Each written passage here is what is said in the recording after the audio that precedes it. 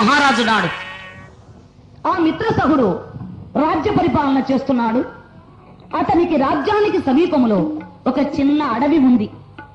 ఆ అడవిలో క్రూర మృగాలన్నీ, పులులు, సింహాలు, ఏనుగులు, ఎలుగుబంట్లు, శార్దూలాలు, రకరకాలైనటువంటి యొక్క సింహాలు, ఇవన్నీ కూడా ఈ పల్లెల మీద పడి పల్లెల్లో ఉన్నటువంటి ఆ ప్రజలను, ఆ మేక, ఆ కోడి, ఆ గొడ్డు, గోద అన్ని శుభ్రంగా తినేస్తున్నాయి. అప్పుడు ఈ ప్రజలందరూ కూడా, పల్లె ప్రజలు మహారాజు దగ్గరకు వచ్చారు. ఎక్కడికండి? మిత్రసహ మహారాజు దగ్గరకి. ఓ మహారాజా, ఎవరినైనా మీరు? మీ దేశంలో నివసించేటువంటి ప్రజలు మహారాజా. దొర, అరణ్యములో ఉన్నటువంటి జంతువులన్నీ మా పల్లెల మీద పడి మా పల్లె ప్రజల్ని తింటూ మమ్మల్ని నానా బాధలు పెడుతున్నాయి దొర. అందుకని రాజా, ఎప్పుడైతే ఒక మిత్రసహ మహారాజుకి ప్రజలందరూ అలా మొరపెట్టుకోగాని, నాయనా మీరేమి ఇబ్బంది పడవద్దు, మీ బిడ్డలను, మీ గొడ్డు, గోద, కోడి, మేక అంతా కూడా నేను కాపాడుతాను.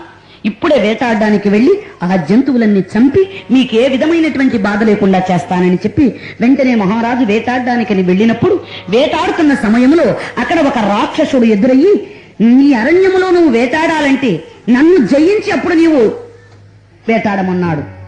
సరే, అప్పుడు వెంటనే ఆ యొక్క రాక్షసునితో పోరాడాడు మహారాజు. రాక్షసుని చంపేశాడు. వేటాడి అరణ్యంలోంచి వచ్చేశాడు.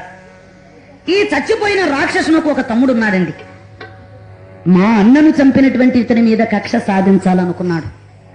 ఎదురుపడి యుద్ధం చేస్తే మా అన్న చచ్చినట్లుగానే నేను కూడా చచ్చిపోతాను, చాటుగా ఉండి అవకాశం చూసి దీన్ని చంపాలి అని పెట్టుకున్నాడు. పెట్టుకుని ఏం చేశాడండి, ఇతడు ఒక మానవ రూపము ధరించి వంటలు చేసేటువంటి వాడిగా మహారాజు కొలువులో చేరాడు. అవకాశం కోసం ఎదురు చూస్తున్నాడండి. అన్న సాధకునిగా చేరాడంటే వంటల వాళ్ళగా. సరే, ఎప్పుడు అవకాశం దొరుకుతుందని చూస్తున్నాడు.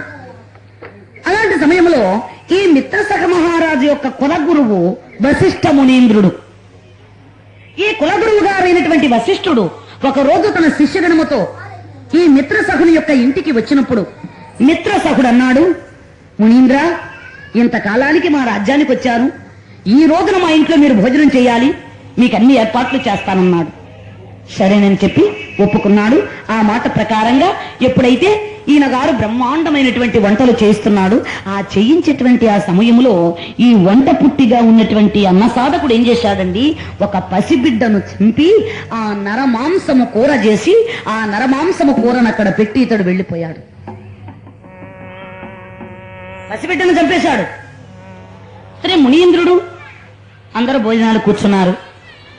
అతని భార్య మదయంతి, ఆమె కూడా వడ్డన చేస్తోంది. ఈ నరమాంసము కూర అందులో వేశారండి. చూచాడు ఆయన. మిత్రసహ, ఇలారా. ఏమండి గురుగారు, ఏమిటిది? నరమాంసంతో భోజనం పెట్టావేమిటి? నేనేమైనా నరరూప రాక్షసుని అనుకున్నావురా? కుల గురువు అనేటువంటి అభిమానముతో నేను ఇక్కడికి వస్తే, గురువు అనేటువంటి అభిమానం కూడా లేకుండా నరమాంసముతో నాకు కూర వండి భోజనాన్ని పెడతావా? ఇంత దారుణానికి నీవు తలబడ్డావు గనుక నీవు నరరూప రాక్షసుడు అయిపోగాక అని శపించాడు. మునీంద్ర,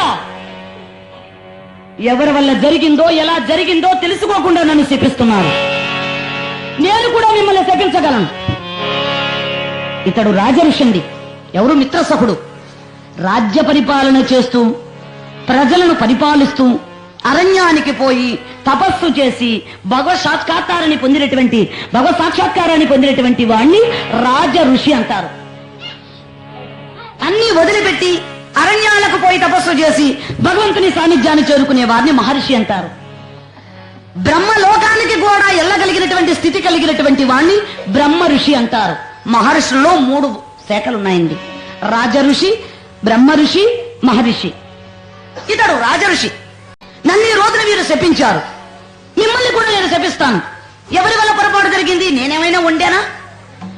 అన్న సాధకులు వండి పెట్టారు అక్కడ, అది నేను వడ్డించాను. ఈ సమయంలో మీరు నన్ను ఇలా శపించారు గనక మిమ్మల్ని నేను కూడా శపిస్తున్నాను అని నీళ్లు మంత్రించి మహారాజు ఈ యొక్క మహర్షిని శపించబోతున్నాడు.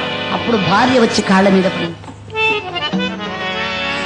ఆనడినాథ, ఎవరి వల్ల పొరపాటు జరిగినా చేసింది మనమే.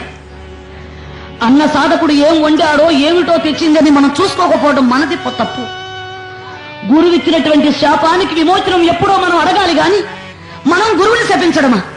తప్పు తప్పు, మీరు ఆ పని చేయొద్దు, నా మాట వినండి అని చెప్పి ఆమె వెంటనే ఎప్పుడైతే ఆ కాళ్ల మీద పడిందో తన భార్య మదయంతి చెప్పిన మాటలకు అతనికి జ్ఞానం కలిగి గురువుని శపించడమా అని అప్పటికి అతనికి పరిజ్ఞానం కలిగినటువంటి వాడై ఈ మంత్రించిన నీళ్లు ఎటు పోసినా ప్రపంచం నాశనం అవుతుంది గనుక ఈ మంత్ర జలాన్ని తన కాళ్ల మీద పోసుకున్నాడు. కాళ్ళు నల్లగా కల్మషమైనటువంటి పాదములు కలిగినటువంటి వాడు గనుక కల్మాషపాదుడు అని పేరు వచ్చిందని. అసలు పేరేమిటి? మిత్రసహుడు. కల్మషమైనటువంటి పాదములు కలిగిన వాడు గనుక కల్మాషపాదుడు అన్నారు. అతడు వశిష్ఠ మహర్షి యొక్క శాప కారణము చేత రాక్షసుడయ్యాడు, ప్రజలను తింటున్నాడు. ఒక రోజున విశ్వామిత్రుడు పిలిచి అన్నాడు, నాయనా నీకు ఈ శాపం ఎవరిచ్చారా అన్నాడు. నాకు వశిష్ఠుడిచ్చాడండి అన్నారు. అయితే వశిష్ఠుని మీద నాకు చాలా రోజుల నుండి కోపం ఉంది. ఏమిటా కోపం అంటే, ఏమయ్యా గాదిరాజా, ఏమయ్యా విశ్వామిత్ర, ఏమయ్యా రాజఋషి అనే నన్ను అంటాడు గాని సృష్టికి ప్రతి సృష్టి చేసినటువంటి వాణ్ణి కదా నేను. అందుకని నన్ను బ్రహ్మ ఋషి అనడే ఆ వశిష్ఠుడు. అందుకు ఆ వశిష్ఠుడి మీద నాకు బాగా కోపంగా ఉందయ్యా. నిన్ను రాక్షసుడు కమ్మని శపించాడు, నన్ను రాజఋషి అని పిలుస్తాడు. అందుకని ఒక దెబ్బకు రెండు పిట్టలు అన్నట్లుగా నీ కోపం నా కోపం తీరిపోవాలంటే వశిష్ఠునికి 100 మంది కొడుకులున్నారు, వాళ్ళను చంపేయన్నాడు. సలహా ఇచ్చాడండి విశ్వామిత్రుడు. సరే పోయాడండి ఇతడు. 100 మంది కొడుకులను చంపేశాడు. అందులో పెద్ద కుమారుడు శక్తిముని. ఆ శక్తిముని యొక్క భార్య అదృశ్యంతి, ఆమె గర్భంతో ఉందప్పటికి. వశిష్ఠుడు కూడా చచ్చిపోబోయాడు. మామగారు, 100 మంది కొడుకులు చచ్చిపోయారని మీరు బాధపడుతున్నారు. నా భర్త పోయాడని నేను ఎప్పుడో మరణిందును. కాని మీ పెద్ద కుమారుడైన శక్తిమునీంద్రుని యొక్క ప్రతిరూపము నా గర్భంలో ఉంది. ఇప్పుడు నేను గర్భవతిని. నేను కూడా చచ్చిపోయానంటే మీ వంశము నిలబెట్టే వాళ్ళు ఎవ్వరూ ఉండరు. అందుకని మహాత్మా, మామగారు, ఈ బిడ్డ కోసమై మీరు బ్రతకండి, నా మాట వినండి అని చెప్పి ఎప్పుడైతే ఆమె అలా అన్నదో, అమ్మా అయితే నాకు మనమడు పుడతాడా? చాలా సంతోషం తల్లి. 100 మంది కొడుకులు చచ్చిపోయినా నాకిప్పుడు బాధ లేదు. ఈ బిడ్డ కోసమైనా నేను బ్రతుకుతాను అని వశిష్ఠుడు మళ్ళా ప్రాణాలు నిలబెట్టుకున్నాడు. అయితే ఈ పుట్టిన బిడ్డను కూడా ఆ రాక్షసుడు వచ్చి చంపేస్తాడేమోనని 12 సంవత్సరాలు గర్భంలో ఉంచాడండి ఆ బిడ్డను. 12 సంవత్సరాల అనంతరము బిడ్డను ప్రసవించింది. ఆ పుట్టినటువంటి బిడ్డకు పరాశరుడు అని పేరు పెట్టాడండి వశిష్ఠుల వారు. వేదాంగాలు నేర్పారు. తన మనుమడైనటువంటి పరాశరుడు సకల వేద పారంగతుడైనాడు.